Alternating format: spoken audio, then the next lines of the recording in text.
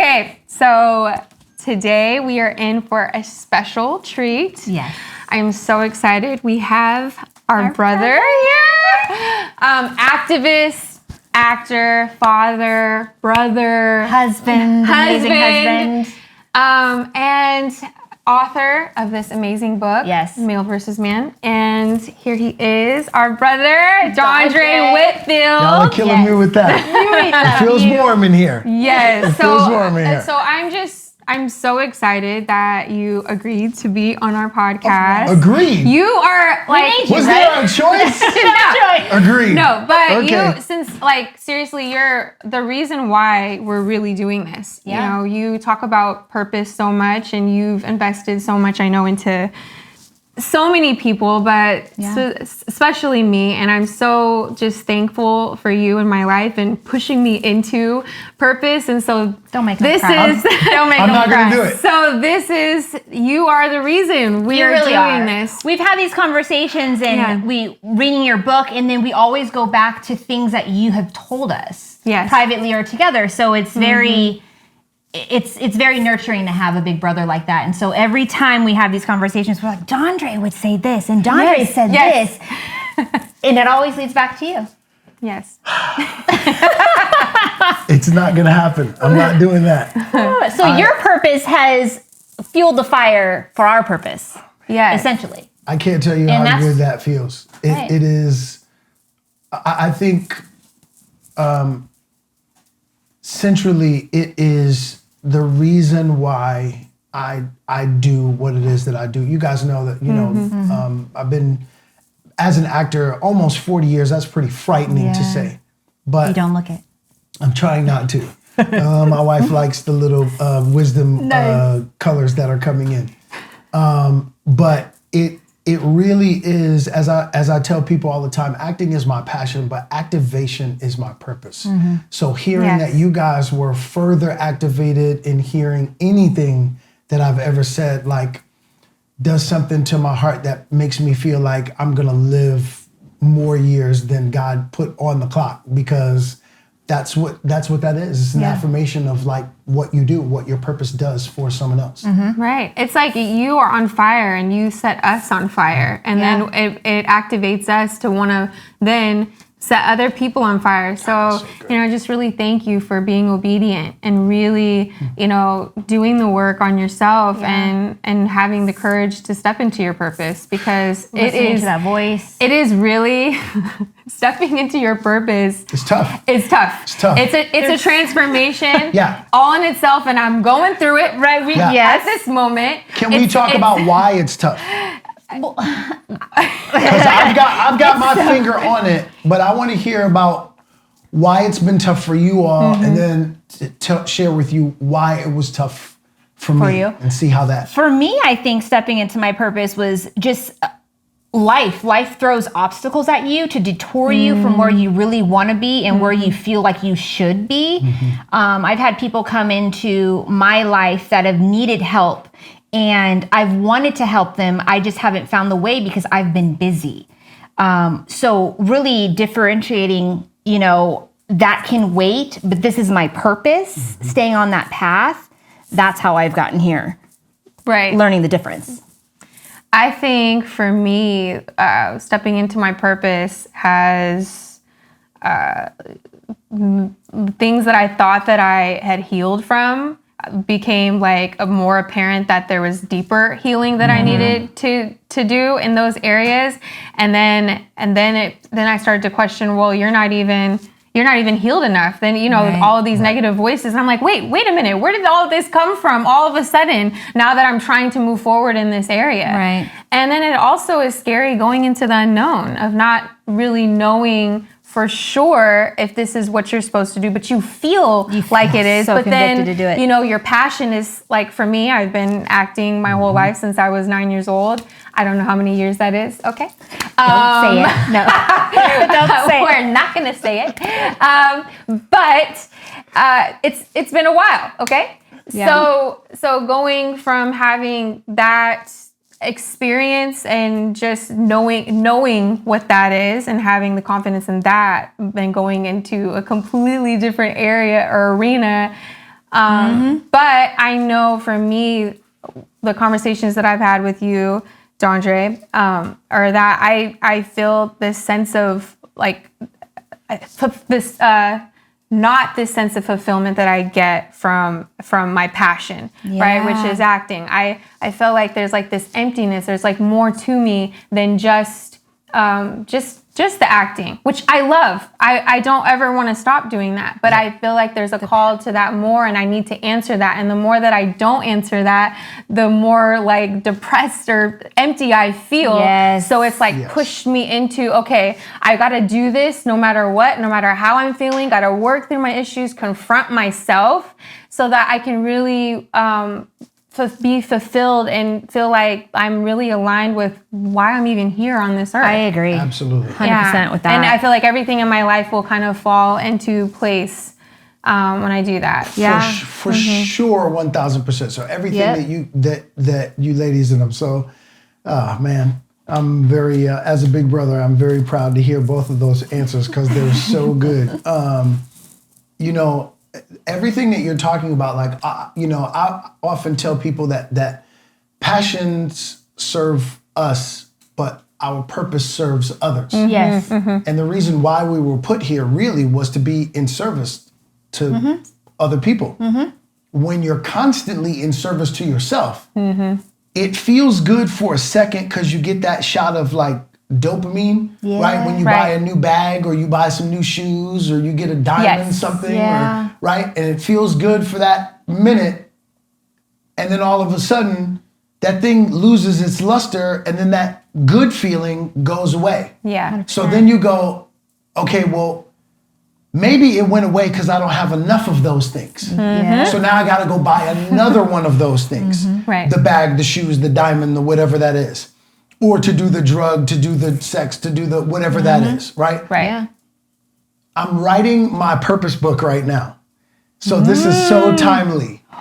Because I cannot wait to read that book. man, oh my goodness. it is. I honestly, I really feel like it's good because I've been reading it from the perspective of the person that I once was who hadn't figured out what my purpose was yet and how I get there. And in really talking about first of all, really trying to align yourself with your purpose is done by sifting through your pain. Yes. Because your pain usually will inform what your purpose is, which is why most people never get to their purpose. I'm giving you the book right now. So the reason why most people never get to their purpose is because they spend so much time avoiding their pain. Heck yeah, we've talked about that. Yes. Right? Yeah. Yes. So if you never do your work to heal, right, you never get informed as to what your purpose is. Right. So many of us are running from our pain that we never get informed of what our purpose is, right? I think that particularly when you're known for something, doing something, your passion, right? Whatever your passion thing is, when people know you, like that's branded you. Okay. Oh, you're an actress. Right. Yes. Oh, you're an actor. Yes. Yeah. This is what you are. Your purpose will be outside, because remember, that's your passion that serves you. Your purpose is going to serve others. So that's outside of what your passion is. So now all of a sudden you begin stepping into something else that's outside of what your brand is. Yes. So remember, we're going outside of everyone's expectation for our life. Yeah, I know. Talk about that all the time. When did you know what your purpose was? It came in so many different layers, right? So did you attack it? Did you avoid it when it was coming to you? I think I had a calling very early on, and I was avoiding it at all costs. Okay. I heard it loud and clear sort of early on, but I was afraid of it because it was bigger than me. And I distinctly remember, oh man, I'm having. I remember, I remember saying to God, and no disrespect to anyone some people, it's the universe. Yeah. Some people it's God, some people it's Allah, some Jehovah, no disrespect to anyone. disrespect. For me, it's God. I remember having a conversation out loud with God, which I do a lot. And I'm going to tell you how this whole purpose thing came about, because that was another one. But I remember having this conversation out loud with God going, I can't do that. Like, not that I'm unable to do what you're asking me to do, but I can't pull all the levers that I think are necessary in order to walk it out. So I said, I can't do that. I'm unable to do that. To let yourself down or God down To or your move family the things down? that needed to be moved. I couldn't move those things. Okay. So I said, because it was a part of the assignment, I can't do that.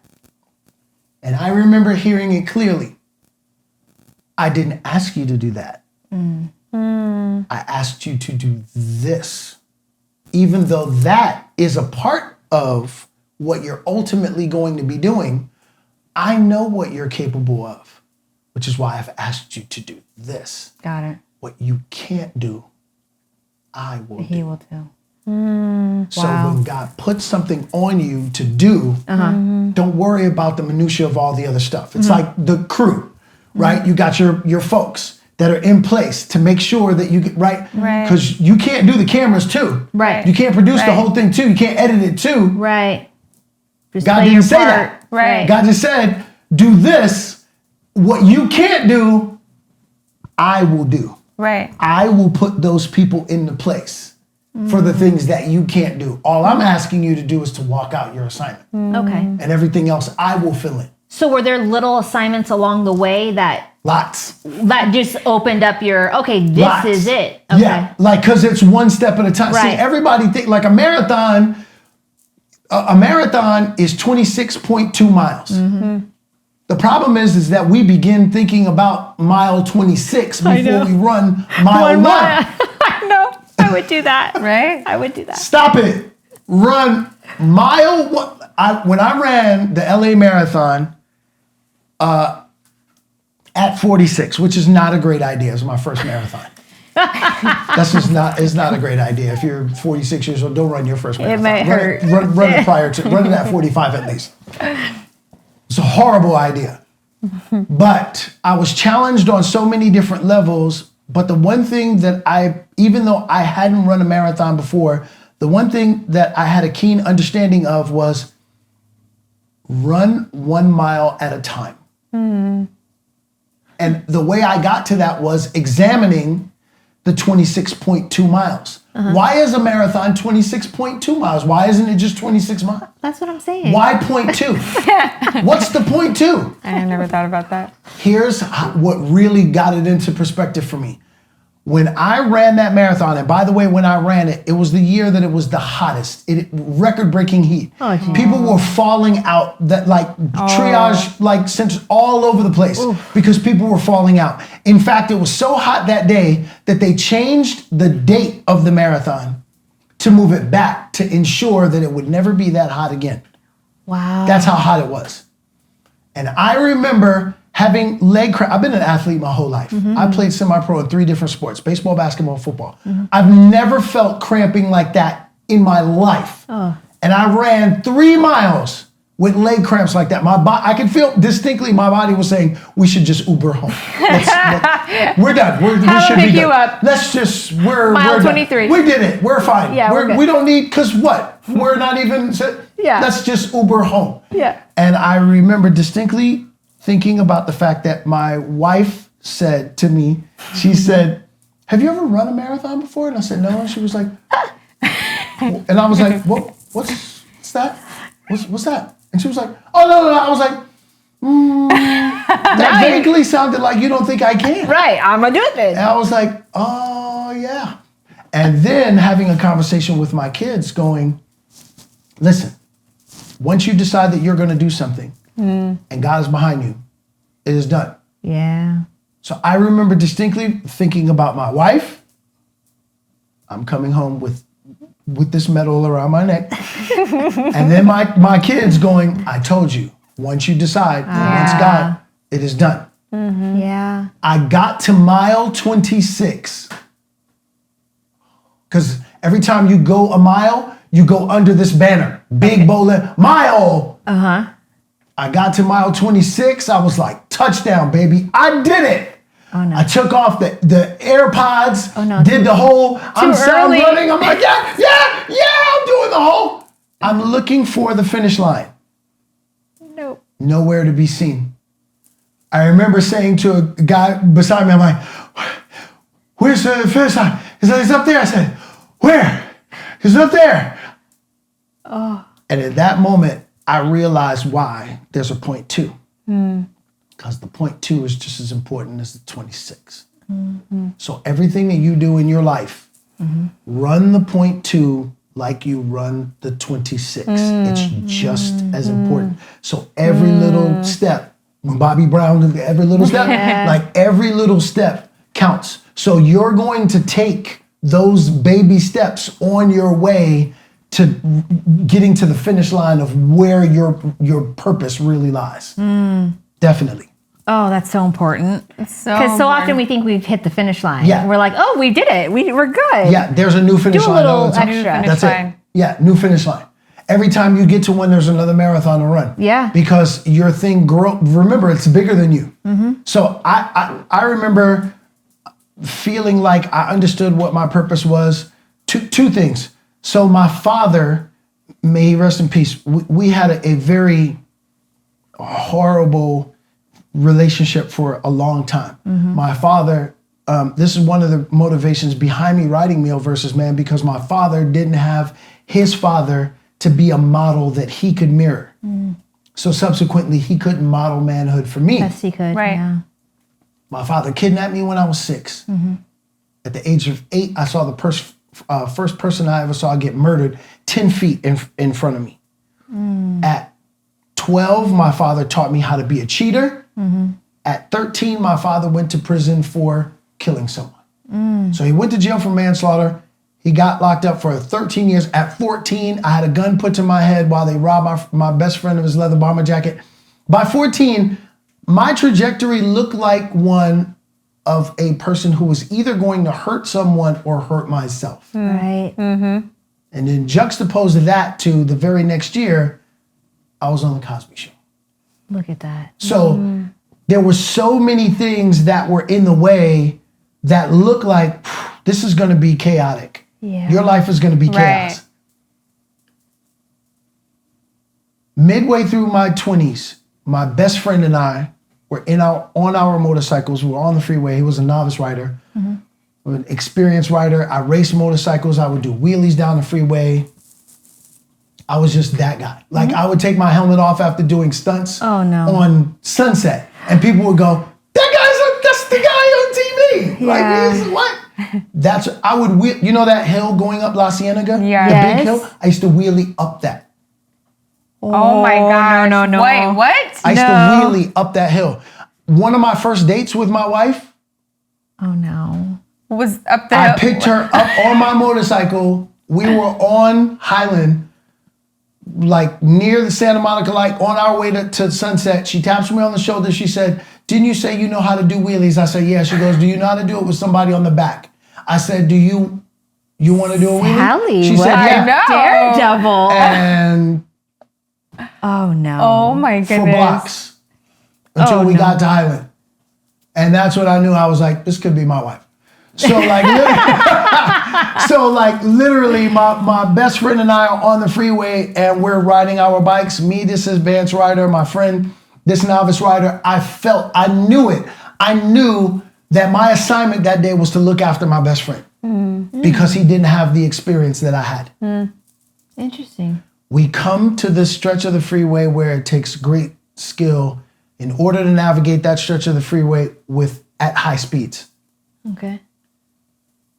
And I could feel my spirit saying, which is really your internal God, not today. Not today. And this is how powerful the flesh is. Because my flesh justified me doing it anyway.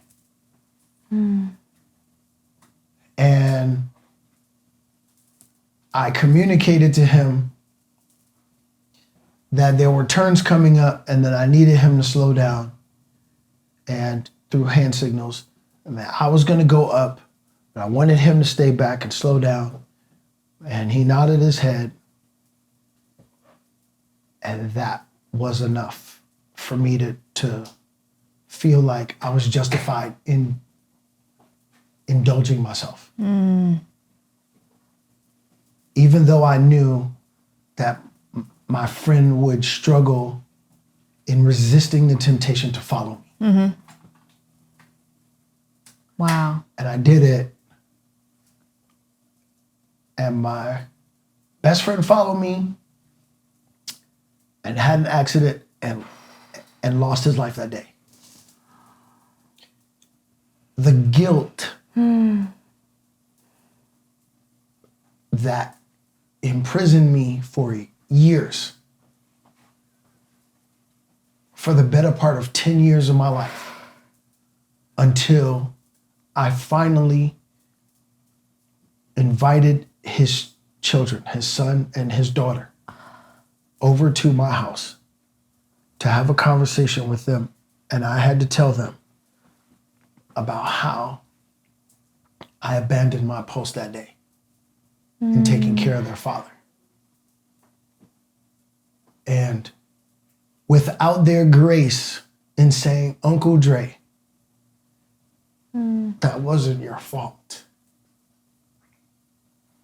I don't know what I would have done. Every day that I do what it is that I do, I honor my father who didn't have his father to teach him how to be a man. And I honor my best friend who I didn't take care of that day. I don't think that I'm bigger than any big plan. I don't think I'm bigger than God's plan. I just know that I didn't walk out my assignment on that day, and that my best friend left this earth with me not manning my post. And I vowed that that would never happen again. That would never happen again. Wow. So out of all of that pain propelled me into my purpose, where every single day I go hard in the paint to make sure that every male gets what they need in order to matriculate into manhood. Whew.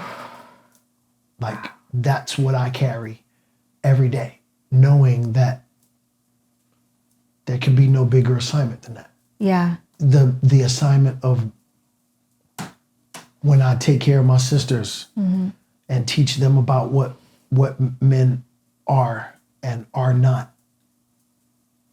I think of my mother being partnered with my father who didn't have those skill sets at that time. And just trying to build men that I would want for my grandmother, may she rest in peace, that I would want for my mother.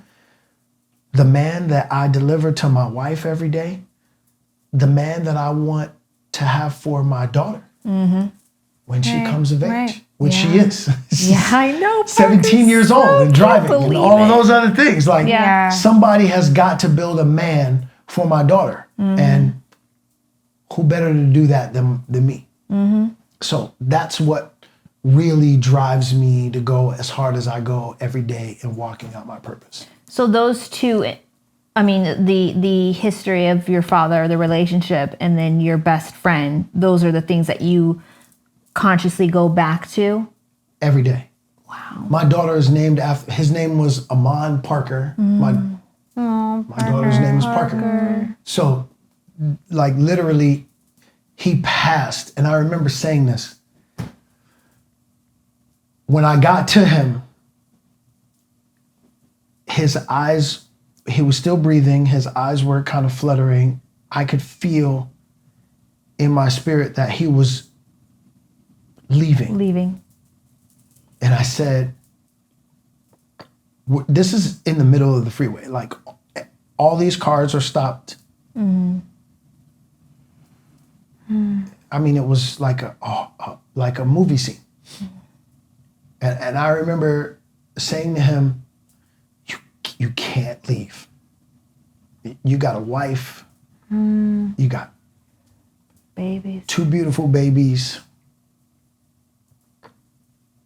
And you haven't even seen my daughter be born yet. You can't leave. And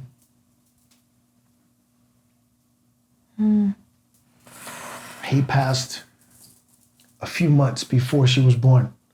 And I don't even remember having a conversation with my wife about what we were going to name our daughter. I don't even remember that conversation. Wow. But I don't even remember that conversation. She doesn't even remember it either. It just came to Her name was Parker. Wow. Neither one of us remember having a conversation about what we were going to name her. Wow. Wow.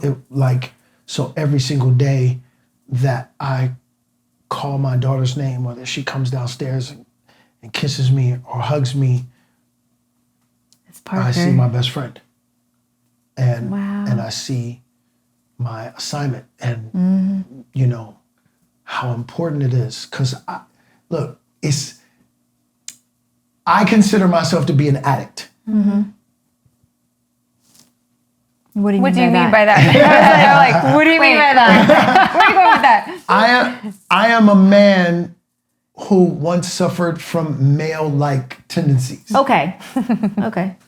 Right? So males look to be served, Right. while men look to be of service. On that day, I was looking to serve myself. And what I had to do was I had to heal myself from being in the space of constantly looking to have myself be served. And I understand the pain of what happens to a man when he abandons his post, looking to serve himself. And so every day when I wake up, I look at myself as a recovering addict from that way of thinking. If people around me choose to serve me, that's their choice. Right. But I know that I have to constantly be in a fight with my flesh in choosing to intentionally go out looking to serve myself. People always ask me, your birthday's coming up. What are you gonna do? Nothing. If my wife and my kids come up with something, Yeah. Great. but Yeah. like golf. That's your thing. But beyond that, Yeah. Yeah. I've never it really has been a journey in constantly fighting my flesh. And look, let's just be honest. I mean, maybe you guys don't want to be this candid, but we're just gonna go there anyway. My wife is extremely beautiful. Oh gosh, yes. Stunning. Stunning. Stunning. I want you to know it's not enough. Inside of me, inside of every guy that you know, is a hunter. What I had to get to when I got married was I just have to be clear about where I'm allowed to hunt. Oh. Explain that a little bit. Yes. So when I was single, my reservation was the earth. I was allowed to hunt anywhere. Anywhere. Right. Well, when you get married, your reservation is your house. Very small, closed. Yeah. Which is why it's so important for a man and a woman to come together about what they agree on in terms of their intimate relationship. Oh, yes. So, can I we want go to there? know. Yeah, let's go into the Okay. relationship Yeah. part because Yeah. now we know This your is a purpose really- of Yes. getting here. This is really a good Yeah. segue. Because into- this is like so many people struggle with this. Still struggling. Struggling. Single, Still single, struggling. We all married. do. We We all listen. do. Let's not It's lie. not- It's not Because two easy. people have to get on the same page. That's why it's so difficult. Two different people. If it was two completely different people at Yes.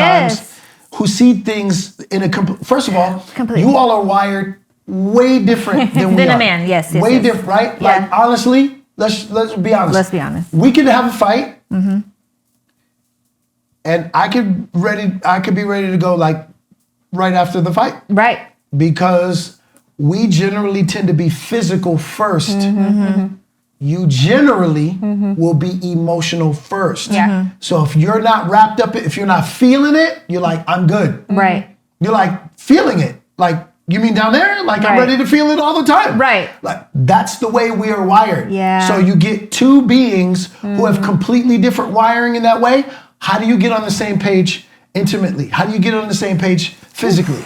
When one is tied to the emotional motivation first, and then the other one is tied to the physical motivation first. Right. Yeah. Forget it, right? Forget it. So, like, literally, so my wife and I, we got to what I call the 3-day rule. Okay. So every 3 days, it could be less. It should go. It should go down. Like you find time to do a podcast. Like you find time to take care of the kids. Like you find time to go to the dojo. Lock the door. Tell everybody, do what you're doing. Mom and dad have a conference call. Yeah. Oh, I like that. And if you like going to the school that you currently go to, don't interrupt mom and dad during their conference call. That's a good one. If you like your J's, if you like your Xbox, Yes. don't interrupt mom and dad's conference call. Okay. Right? Love it. Think about how that averages out. We're talking about twice a week. How long do these sessions last? Yeah. Let's just be honest. I mean, we're talking about max 20 minutes, including foreplay. And the foreplay could literally just be, all right, let's go. Like literally, that could be the foreplay. Yeah. So we're talking 20 minutes tops. Right. Could be 10 minutes. Tops. 40 minutes total twice a week. If you don't have 40 minutes total twice a week to dedicate to your partner, to dedicate to your marriage, watch this. Let me explain why that's so important, because I can hear our sisters going, all you guys do is talk about sex. It's connection. Okay. Yeah, It is connection. It is connection. And watch this. I've often told my wife, my job is to keep me out the street. Your job is to make it easier for me to stay out of it. Don't starve. Okay. If I said to you, just keep it, we gotta be real. We gotta be real. If I said to you guys, hey, you guys hungry? Yeah. Go make yourself a plate out of that garbage can. What? Yeah. I just threw some good food out. So just go grab a plate, go make yourself a plate out of that garbage can. You'd be like, okay, you're crazy. Right. Sounds crazy now. But what if I starve you for a day, 2 days, 3 days, a week? Oh, that garbage 2 can's weeks. looking good. Pretty soon, what comes out of that garbage can is gonna be real tasty. Yeah. The garbage can is outside your house. Your job is to make sure that your partner sees that garbage can and goes, ugh. right. See, the garbage can only look attractive when you're eating well. When you're not eating, when you're deprived, that garbage can is gonna start looking pretty interesting and awfully attractive because you simply need to eat. It actually is a bodily function. Yeah. Yeah. It's not even a want anymore. It's a need. Yeah. A car doesn't want gas. It needs gas. Yeah. Guys, for the most part, Yes. it's not a want. What would you say about a single person though? That's a very interesting thing. And coming from a person who is a believer as we are, Right. we do have to start looking at some of these things realistically, right? There are folks who go as hard, no pun intended, as not pleasuring themselves. Well, I don't know how you don't do that. I don't know how you don't do that. Real. Like, we're, sorry, just keeping it real. That's crazy time. Yeah. And for the most part, I think it is an unrealistic thing to try to manage. When you are without a partner, if you don't do something to alleviate that pressure that gets built up, you'll die. I mean, it's going to be extremely difficult. There are going to be behaviors that will come out of it, and some people say, "Oh, you're just not disciplined." I got a lot of discipline. Yeah. There's certain things that we actually shouldn't do for a time. But then there are certain things that we should do for a time. Because again, this is still a bodily function, right? What makes it dangerous when we're single and we hook up with people is that you mentioned a word that is extremely important, which is connection. Connection. Yes. Do we want to be connected with a person that we're not going to remain connected with? That's the part. That's the problem. That's the problem. Yeah. That's the big part, right? And that's why partnership is so important. First of all, we were built to be communal. Yeah. None of us were built to be. Look, think about how society punishes us.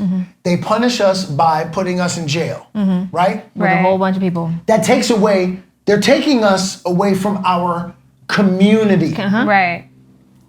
What the system began to realize is, oh, wait a minute, these people are actually building community inside Jail. prison. So when they really want to punish you, what do? They put you in isolation, which is solitary confinement.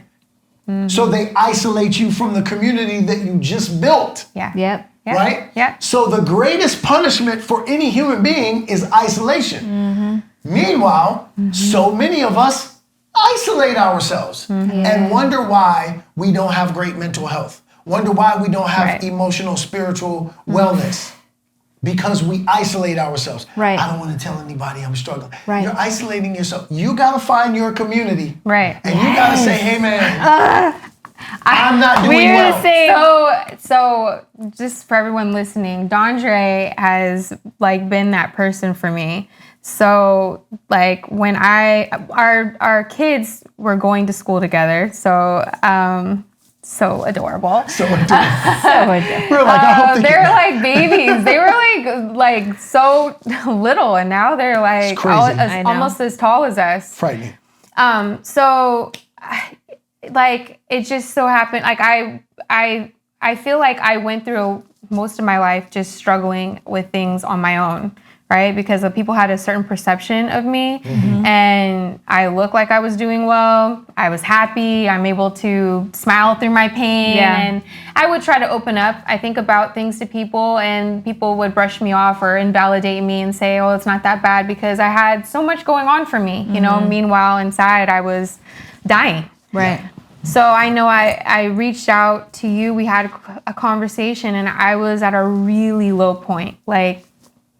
Really, really, really low point. And I remember being in the, I called him in the parking lot at a grocery store. And I just, I didn't really know why I was here anymore. And you really talked me out of that moment.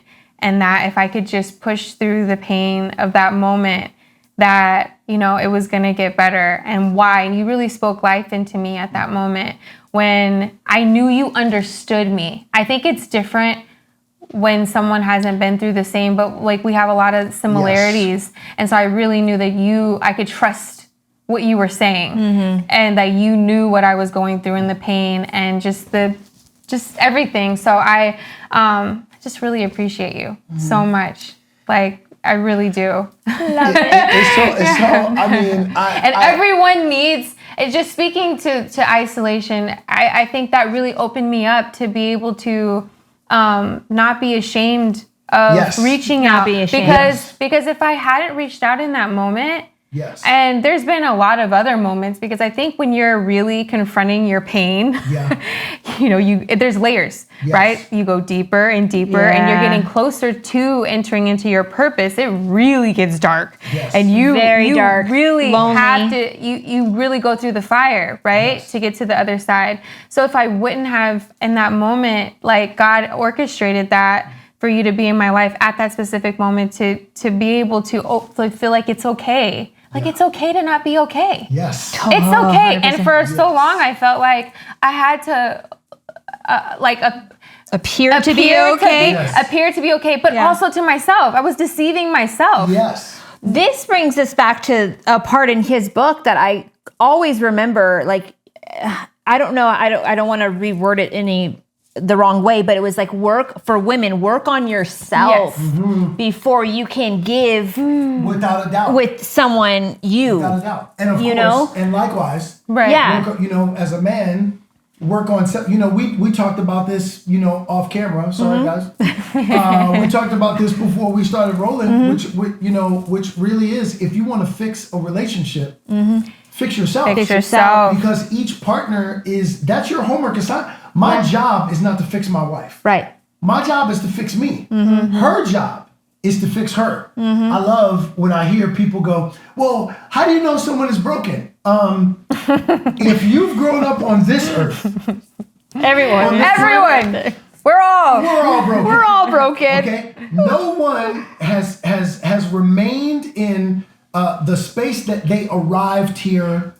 Correct. The packaging that they arrived here in. Right. Yeah. Right. So somebody has derailed, shifted your trajectory. Yeah. Something has happened. Traumatic experiences have been endured that now brings you to the version of yourself that you are now. And That's your where you are job now. every single day is to restore and resuscitate yourself back to that space. Yeah. Your job is to do that, but some people never learn that. Oh my God. Right? No. But that's not their mindset, right? And I think that should be our mindset before we go into relationships because we're never going to arrive. And if you don't have And that they can't feel that. mindset and that growth mindset before you enter into a relationship, then there's no way that's going to. This is kind of like, now watch this. I talked about this also. So it's kind of like, let's say two people come together. When they first come together in the relationship, they both smoke. Okay. During the relationship, one decides, I'm going to stop smoking. Okay, so who goes outside? The one who's smoking still, right? We don't know. Oh. That's good. Oh, I guess, Who now goes outside? Who now resents having to go outside while the other one practices their, you understand what I'm saying? I see what you're saying. Like, Yeah. it's like, it's very difficult to get two people who are in completely different places to be on the same page. Yeah. It's kind of like this. Two people come into the relationship, they both have GEDs. One says, you know what? I think I want to do something with my education. I feel like I want to go after my associates. Okay. Originally, that sounds fantastic. Definitely. You should do it. I love that. I love that that's what you want to do. Right. I love that. Get the associates. I think I want to go get my bachelor's. Wow. This is, wow, that's, well, yeah. I mean, yeah, that makes sense. You know, yeah, you should go for it. They get the bachelor's. You know what? I know this is going to sound crazy, but I feel like I should go after my master's. So how far are you going to go with this? Where's this going? Yeah. Where's this going? Now, this great thing that started off, yeah, you should, now turns into this thing of shame. Because now what it does is it reminds the other person of what they are not doing. Yeah. And they actually begin to think, see, we all have stories about our life that we believe in and that we invest in. So the story about the person who has the GED still, the story they tell themselves is, now my partner is judging me for only having a GED because they now have a master's. That may not be But true. that might, Yeah. that may not But be that's true. the story that they believe in, and now they're investing in that.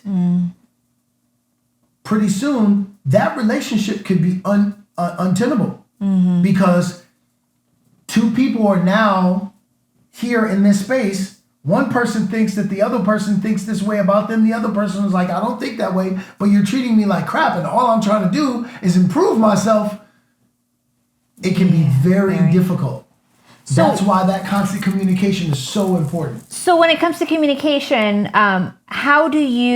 what do you say to your clients or your friends that come to you that feel like, hey, our relationship is we're growing separate ways, like they're doing this. How do you bring them back successfully? Yeah. How do you do that if they're on a different trajectory? Yeah. For each, there are nuances in each case. But for the most part, what I'm trying to do is to get both of them to understand, okay, what's your problem in this relationship? What are you doing to fix that in yourself? Taking accountability. Yeah. Because most people think, well, once we fix them, then our relationship is fine. That's not the case. Remember, go back to part one. Part one is fix self. You. Always. You. Yeah. Right? When we talk about talking about and here we go with the sex thing. Okay. I tell my sisters all the time, whether it's like my sisters or the sisters that are my clients. If you have a problem with your partner, if you have a problem with your husband, your boyfriend, whatever that is, don't withhold sex. Here's why.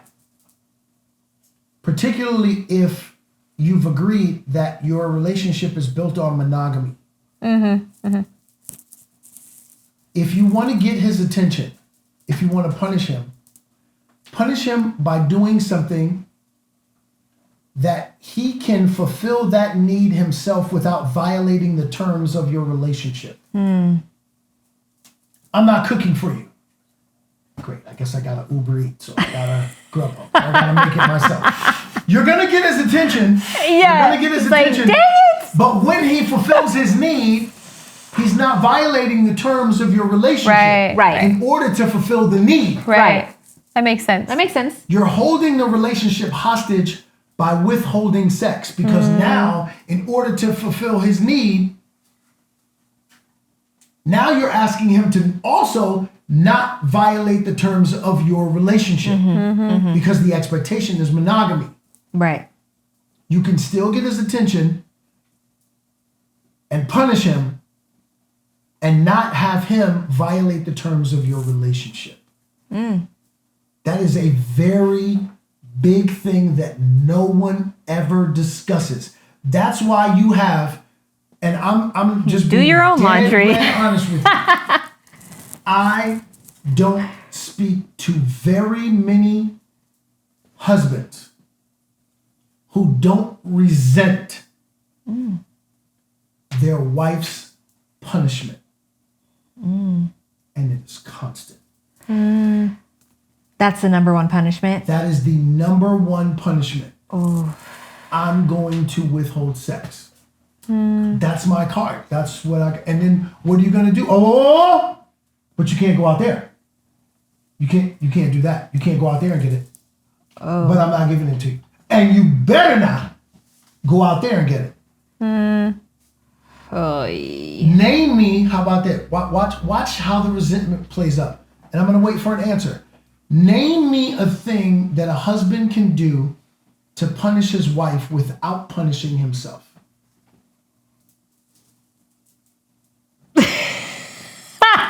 You're going to wait a long time because I don't know. I can't think of Wait, name something Name me a thing that a husband can do to punish his wife without punishing himself. I can't think of anything. Wait. Doesn't exist. No, because I Yeah. don't know about everyone else, but we can live without. Cards. Yeah. You hold all the. I never thought about it like that. Look, I have told people often, because I tell everyone, I am the leader of my house. Not because I tell anybody what to do. You guys know my wife's from the South Side of Chicago. Oh, yeah. No shrinking violet. No, yeah. Not going to be able to tell my wife what to do. Nope. Right. Not Sally. I didn't become the leader of my house because I tell anybody what to do. I became the leader of my house because I show people what to do. I am the model that everyone in the house can mirror. While I am the leader of the house, my wife is actually in charge. Wait, Yeah. explain that a little bit better. That's that partnership. So simple. My wife, literally, she controls the tempo of the house. Because... So is it happy life or happy wife, happy life? No, there isn't. And I write about that in the book. Chapters called Happy Wife, Happy Life. Yep.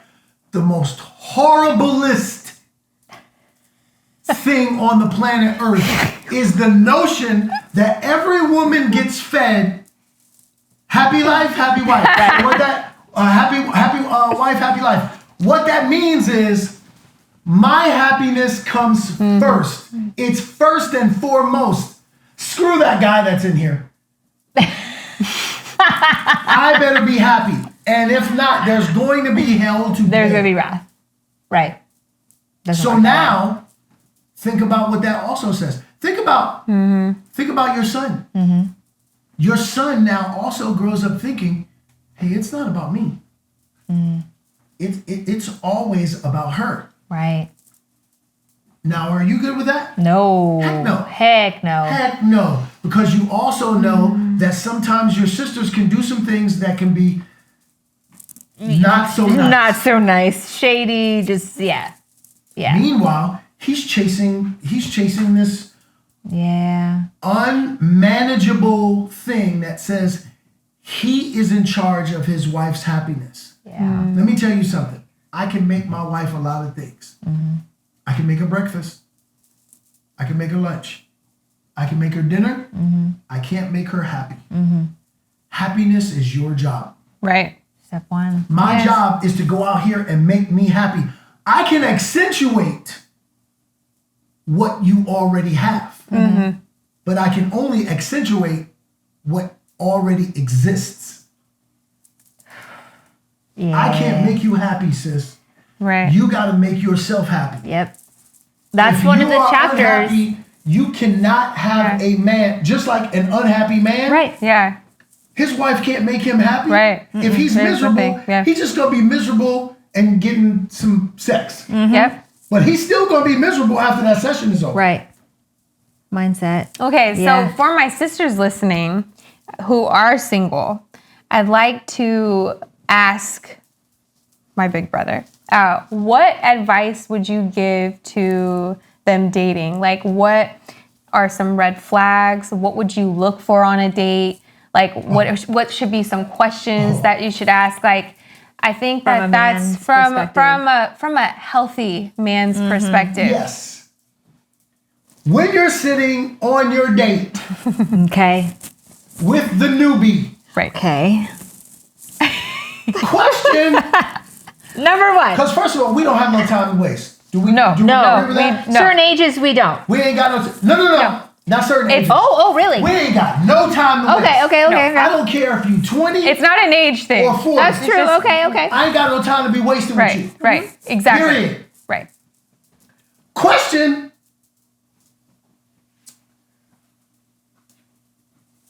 Where did you learn the tenets of manhood and who taught you how to love?